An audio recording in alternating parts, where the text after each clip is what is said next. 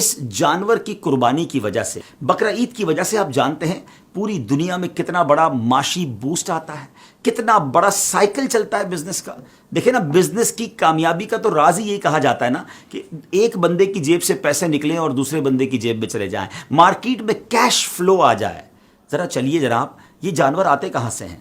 گاؤں کے غریب لوگ جانور اپنے گھر میں پالتے ہیں، پورا سال پالتے ہیں اور اس کے بعد منڈی میں آ کر اسے بیچتے ہیں، تو یہ رقم پیسے والوں کی جیب سے نکل کر ان گاؤں کے غریب مسلمانوں تک پہنچتی ہے۔ جب یہ سارے جانور منڈی میں آتے ہیں تو منڈی آباد ہو جاتی ہے، منڈی میں چارے والے کا بزنس بھی چلتا ہے، سوزوکی والے کا بزنس بھی چلتا ہے، کئی مزدوروں کو نوکری مل جاتی ہے جناب، رسی اور اس کے جو جانور کے باندھنے کا سامان ہوتا ہے ان لوگوں کا بھی کاروبار شروع ہو جاتا ہے۔ اور آگے چلیے، جب یہ جانور خرید کر لوگ اپنے گھر لاتے ہیں، ہزاروں لاکھوں لوڈر اور سوزوکی ڈرائیور اور ٹرک ڈرائیورز کو روزگار ملتا ہے۔ پھر جیسے یہ محلے میں آ جاتے ہیں تو محلے میں بھی آپ نے دیکھا ہوگا چوکیدار اور مزدور غریبی لوگ تو ہوتے ہیں، ان کو سنبھالنے کے پیسے ملنا شروع ہو جاتے ہیں۔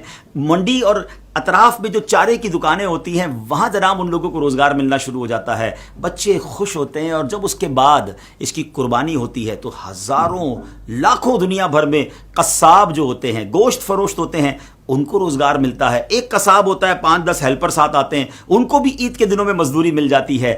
اب جناب آگے چلیے، جب یہ قربانی ہو جاتی ہے تو غریبوں میں گوشت بھی تقسیم ہوتا ہے، غریب رشتہ داروں میں تقسیم ہوتا ہے۔ تھوڑا اور آگے چلیے تو اب جو یہ جانوروں کی سکن ہے، یہ جو کھال ہے، یہ چمڑا منڈی میں فروخت ہوتی ہے، لیدر کا بزنس شروع ہو جاتا ہے، جوتے بنتے ہیں، جیکٹ بنتے ہیں، دنیا بھر میں ایکسپورٹ ہوتا ہے۔ مجھے بتائیے ناظرین، کتنے لاکھوں غریبوں کا بھلا ہوتا ہے قربانی میں، اور اربوں نہیں، ایک تحقیق کے مطابق خربوں روپے امیر مسلمانوں کی جیبوں سے نکل کر غریب مسلمانوں تک پہنچ جاتے ہیں۔ اتنا شاندار سائیکل ہے یہ بزنس کا، سبحان اللہ۔ اللہ رسول کے حکم پر عمل بھی ہے، نیکیوں کا خزانہ بھی ہے، اور بزنس کا اتنا شاندار بوسٹ بھی ہے، پھر اعتراض کس بات کا؟